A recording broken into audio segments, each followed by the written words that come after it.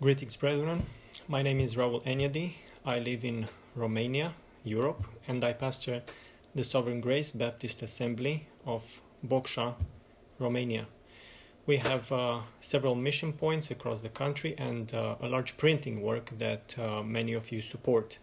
We publish gospel materials as well as booklets and books on the doctrines of grace and church truth, and we distribute them freely.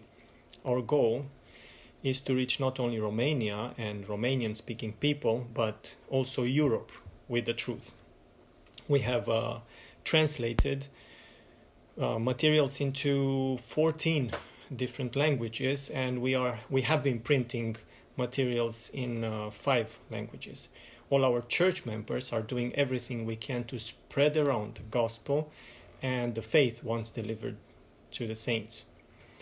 I was really happy when I saw Brother Joe Sider's initiative of this virtual Baptist Bible conference, and I pray that this will be a great blessing for the Lord. My topic today is what the mission field needs most.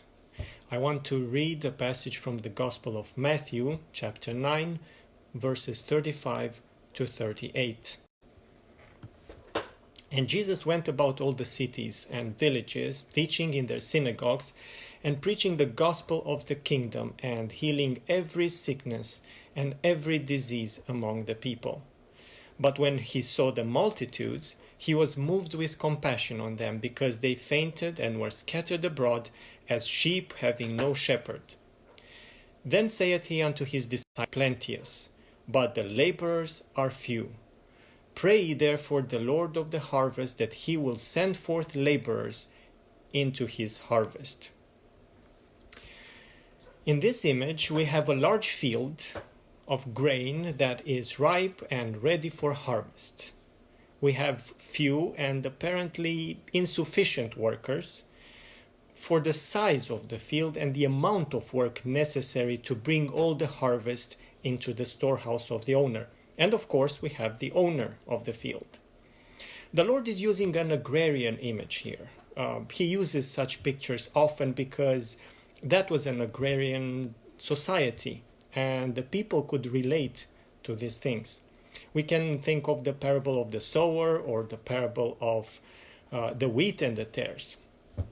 But the Lord wasn't the only one who did this. Apostle Paul uses the same language, the same image, when he teaches the church in Corinth that one plants the seed and another one waters the seed, but God is the one that makes the increase. And he teaches the same things to the churches in Galatia when he says in chapter 6, he encourages them not to grow weary in their work, for in due season, he says, we shall reap if we faint not. This is the same type of language. So we often encounter this agricultural theme that illustrates the spiritual work that we must do. Let us look again at our text to understand the image and its applications. Let us look at the field. Before us, we have a field that is ready for harvesting. What is the meaning of this field? The field, according to the Lord in the context, represents the lost people, those crowds of people that he encountered in the cities and the villages through which he was going and to whom he was proclaiming the gospel. Therefore, we can say that the field is the world of lost people. Then we have the workers. They are the servants of the owner. They are sent there by the owner to gather his harvest. The laborers, then, are God's servants that are sent into the world to preach the gospel. The owner of the field is called the Lord of harvest. God is this owner. He is also the beneficiary of the crops, of the harvest. The harvest does not belong to the workers, right? Because they are not the owners. Both the workers and the harvest belongs to the owner. He is God that is sovereign over them. So the mission field represents the lost people. It is the place where we work then. It is the object of our work. Some texts speak about plowing our ground, others about sowing or planting the seed, and others about harvesting the crops. All of these texts point to the spiritual work that we must do continually in the world. In our text, the focus is on the last operation of this agrarian cycle, the harvest. The plowing and sowing was already done in their due time, and the wheat grew, and now it became mature and ready to be harvested and brought in the storehouse for the enjoyment of the owner. The field is presented as bringing lots of fruit. The harvest truly is plenteous. It is not scarce, but abundant. And that is a good news for a farmer. That's encouraging news for the owner. However, the picture of our Lord Jesus in the text shows that there is a great and urgent need. And this brings us to the topic today: what is the mission field, what the mission field needs most? There is a shortage of something in this image. Let us try to identify exactly this shortage. And let's approach it by observing what the field doesn't lack first. Well, there is no shortage of crops, is there? No, the text actually says the contrary. There is abundance of fruit for those that work. This means that the world is full of lost people. They are everywhere around us. We have a mission field in our own families. We have a mission field in our communities. We have a mission field in the places where we work. We have a mission field even in some churches. There is an abundance of people that need to hear the true gospel and see it illustrated in our lives. Some that we meet are atheists, while others are very religious. Some are obviously immoral sinners, while others seem to be nice people. But they are lost nevertheless. We are surrounded by lost people. The people God brings into our lives, those people, those meetings are not accidental. They represent the patch in that field that the Lord entrusted to us, the patch in which we need to labor. There is no shortage of crops. There is no shortage of opportunities to preach or share the gospel with the people in your life. Secondly, there is no shortage of tools. Now, tools are not mentioned specifically in this text, but the image they had in mind at the harvest time was that of a laborer using his sickle and going into the field, cutting the wheat and bringing it into bundles or sheaves. The Lord of harvest does not send his workers into the field with their bare hands, right? He doesn't leave it to themselves to find whatever tools they can or to improvise whatever tools they want in order to do the harvesting. He equips them with his tools. In his field, you work with his tools. Now, what would be that tool that we need in the mission field? The tool we have, the tool God provided, is the gospel. It is an ever-sharp sickle. It never breaks. It never grows blunt. And it doesn't have an expiration date. There is no need to change it or adapt it to different times or different cultures. The Lord of Harvest provided us with the most efficient tool for our work: the gospel of the grace of God. Some are tempted to change its message or maybe to take away its sharpness. Yes, it is true that the gospel has a rough edge. Such people are not faithful servants of the Lord of harvest. We have a good tool. We have a universal tool given to us by our God. Be faithful to the message and use it as it was originally given. It is as good now as it was 2,000 years ago. So, there is no shortage of such tools. The workers are fully equipped with the gospel, which is the power of God unto salvation. Thirdly, there is no shortage of jobs either. There is a work that absolutely everyone can do. I was raised in a family of farmers. They lost their land when the communists came into power. They confiscated all our land. But after the revolution, we got our land back. I was a teenager then. And we started working the land again. This land was outside the village of my grandparents. So we had to ride the train to the village and then walk a few miles to this land. We didn't have any mechanized tools. So we had to work hard with hand tools. We used hoes and shovels and forks and scythes in the field work that we needed to do. We were planting several acres of corn and also potato fields. Among the corn rows, we were planting pumpkins to feed our animals and also beans for our own food. So I know a little bit about working the land. Because we were planting other stuff in the corn, we couldn't use herbicides. So we had to manually hoe and weed out the corn patch, the cornfield.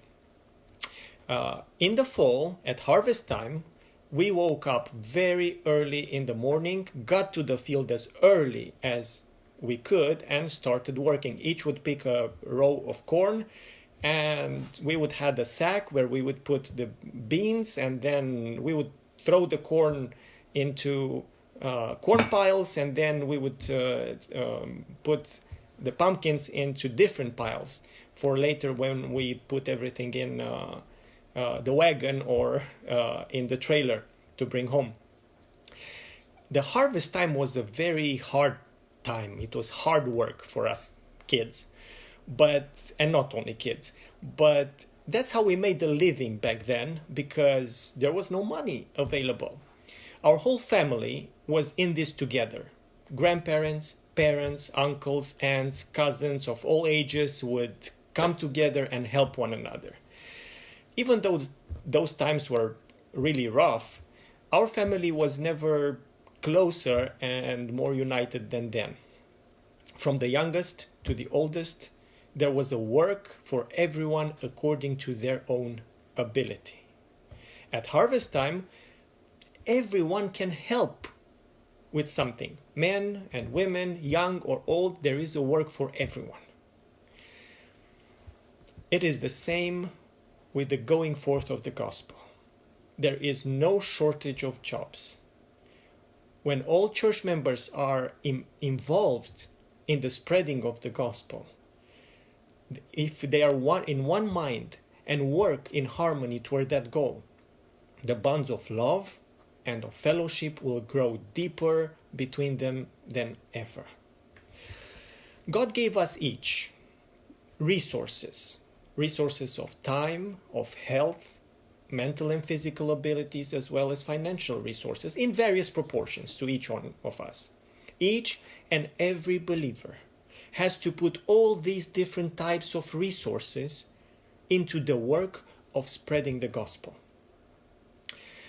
What can you do specifically, or me? Well, everyone can share the gospel with their acquaintances, right? You can involve yourself in the evangelization activities of the church. Pray for the workers and give toward their support. It's really interesting in 2 Corinthians 9:6, our giving is illustrated in the same language as sowing of the gospel. Paul says there, he which soweth sparingly shall reap also sparingly, and he which soweth bountifully shall reap also bountifully. And he's talking about the giving toward the ministry. There is a specific context there. But please don't think that supporting mission works is the only thing you should do. It is true that we need the support of sister churches. The progress of the work depends on the financial support. But I said it before, and I want to emphasize it again. Please do not think that the only thing you need to do is to support foreign missions. You as a believer and as a church must be actively involved in spreading the gospel in your own community. There is plenty of work right there near you. You are surrounded by work. Every one of us is. There is no shortage of space or jobs in the mission field. Everyone can be involved. So, if the mission field does not lack fruit or tools or work opportunities, what is its greatest need?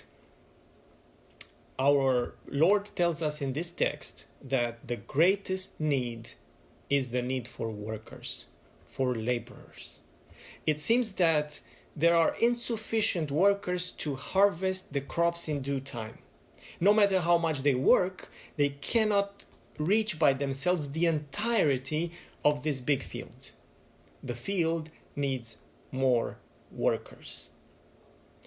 Well, the grain is not harvested by itself, is it?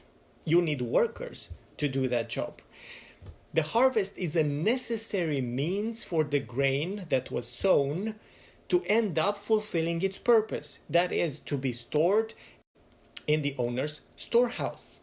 The owner of the field does not plow the land and sow the seed for merely aesthetic purposes, right? He's not pictured as sowing lawn. He sows grain. And his purpose is for the grain that was sown to end up in his storehouse, not to be left on the field. The purpose of God in electing people unto salvation is for all those people to end up in his storehouse, in his home. But election unto salvation is not salvation. Just like the planning to sow a field is not the same thing with having the crops into your storehouse. There are ordained means for this to happen, and the Lord oversees that all these steps are taken in their due time. And the harvest is the final necessary operation to bring the result of the owner's labor into his storehouse. The preaching of the gospel is the ordained means by which the elect unto salvation are saved. Romans 10:14 says, "How then shall they call on him? All those that will call upon his name shall be saved. But how then shall they call on him in whom they have not believed? And how shall they believe in him of whom they have not heard? And how shall they hear without a preacher?" And this is why, brethren, the going forth of the good news is not an option for us. Apostle Paul says regarding his ministry in 1 Corinthians 9:16, "For though I preach the gospel, I have nothing to glory of. For necessity is laid upon me. Yea, woe is unto me if I preach not the gospel." So the field needs workers to harvest the crops. This is the greatest need. But what kind of workers do you need for this field? Just any kind would do? No. Does the field need people that will trod under their feet the grain instead of gathering it?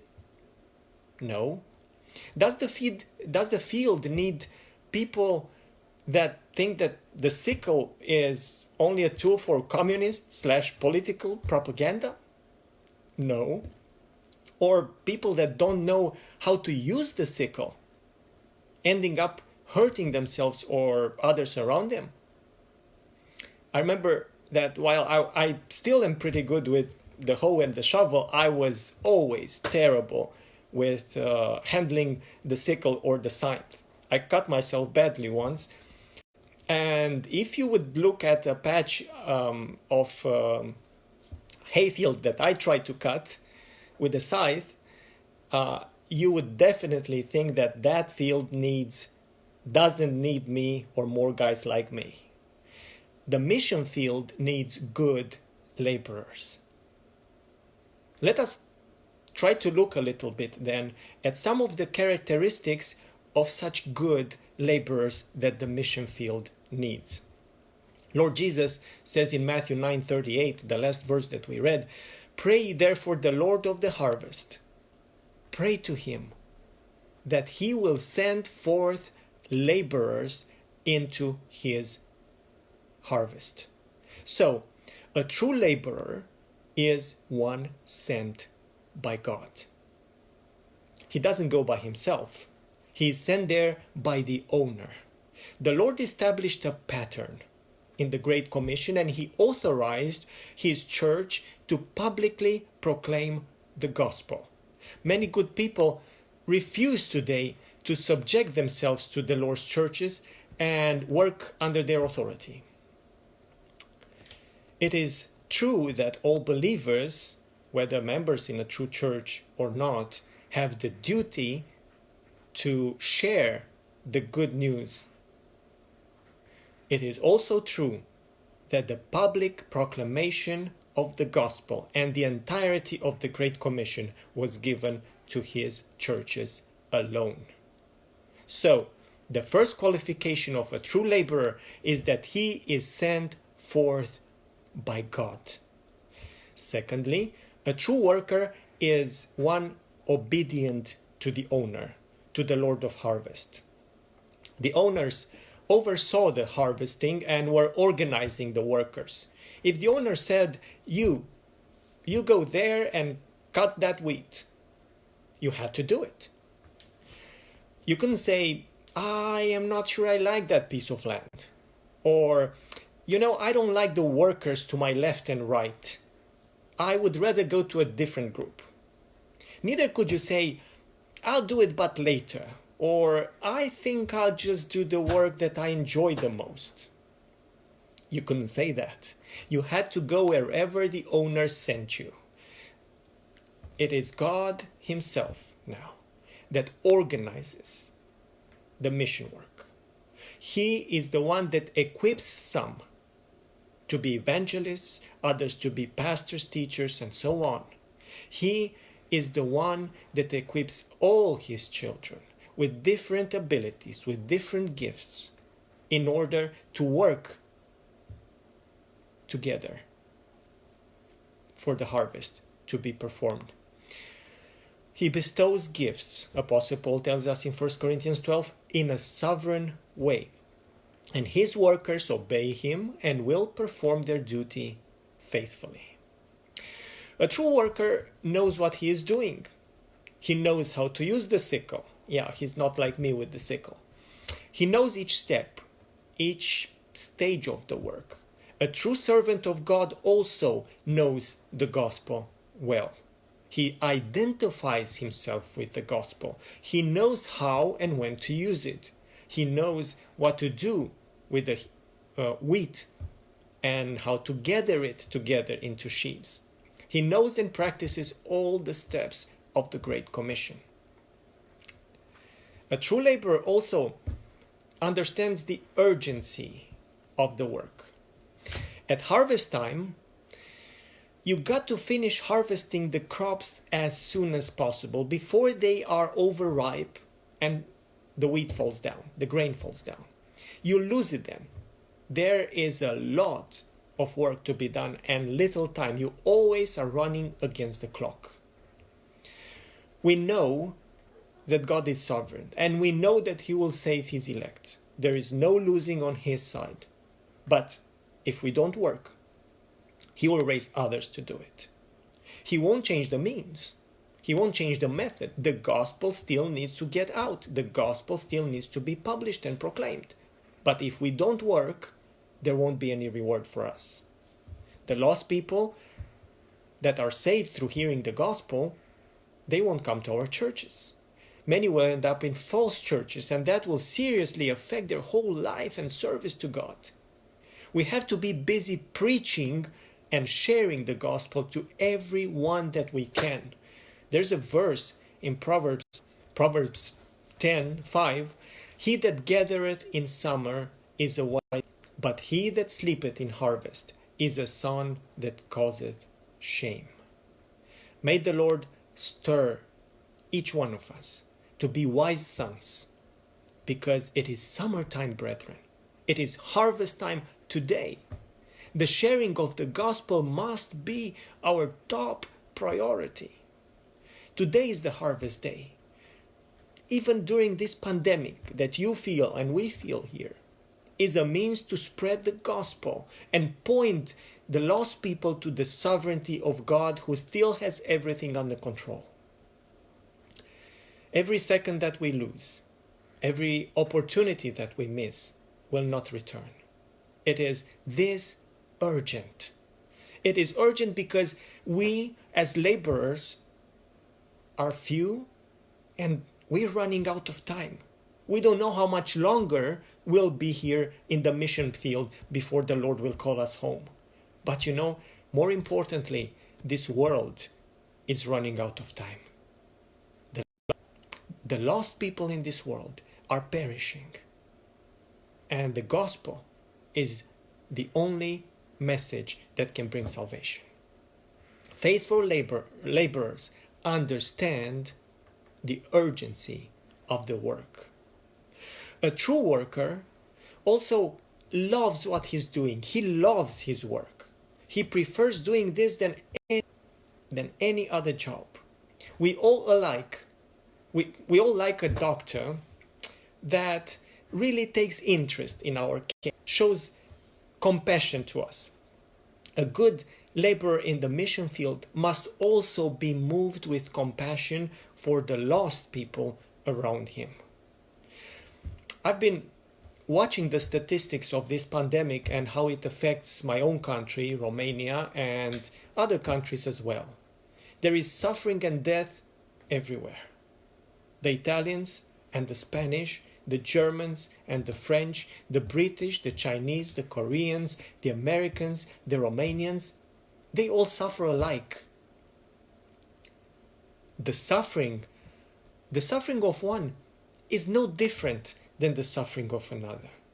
Everyone is looking for a cure that could heal those infected. And when the cure will be found, it will heal both the Americans as well as the Romanians, because the problem we face is a common one.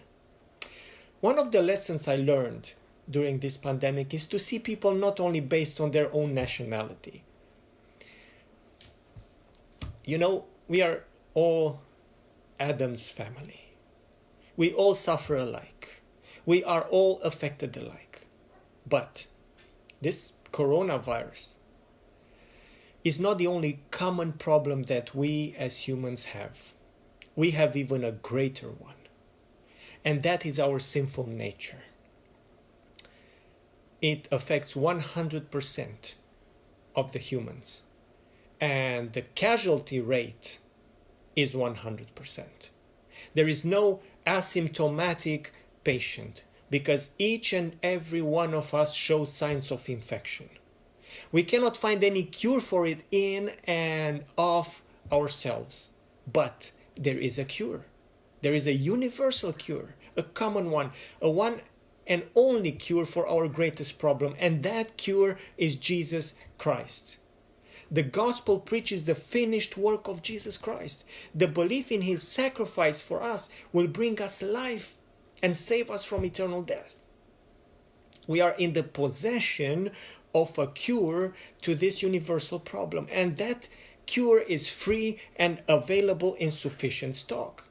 This is why we need to be busy spreading the cure, reaching people all over the world with it. Look at the Lord in our text. He was moved with compassion, the evangelist says. And the word there means literally to be moved in the inward parts. It's like that tension that you feel in your stomach when you empathize deeply with someone. We need to be compassionate for the people, that compassionate for the people that are dying in their sins. We need to reach out and point them to the cure. We have to understand the urgency of this, and we also have to show the Lord compassion. Next, a good laborer is determined to work. He is a hard worker. The harvesting time is a busy time when everyone has to work to its maximum ability. After the first day of the harvest, when we would wake up, we didn't have a muscle and a bone in our bodies that didn't hurt. We were still tired and felt like we didn't sleep enough, but we couldn't take a day off and we couldn't sleep some more. We had to get up and go back to the field. And we did this every day until our crops were in our storehouse. Then we could rest and rejoice. It is the same in the mission field, brethren. We need to be diligent and perseverant in the work, whether morning or evening or during the heat of the day. Do your part faithfully. Do not give up, whether you see immediate results or not. Continue to spread the gospel. That is what the Lord of Harvest wants you to do. This is one of the greatest purposes for which He left you on earth. What does the mission field need most? Good, God-sent laborers. Workers that are diligent, that are determined, that are compassionate, and that are knowledgeable of the gospel. Workers that understand that there is no greater purpose in their lives than laboring in God's field. There is plenty of work, various work that you can do as well. God enabled you, if you are His child, to take active part in the mission field. May each one of us be busy in performing our part faithfully. And may the Lord of Harvest raise more such workers. Amen.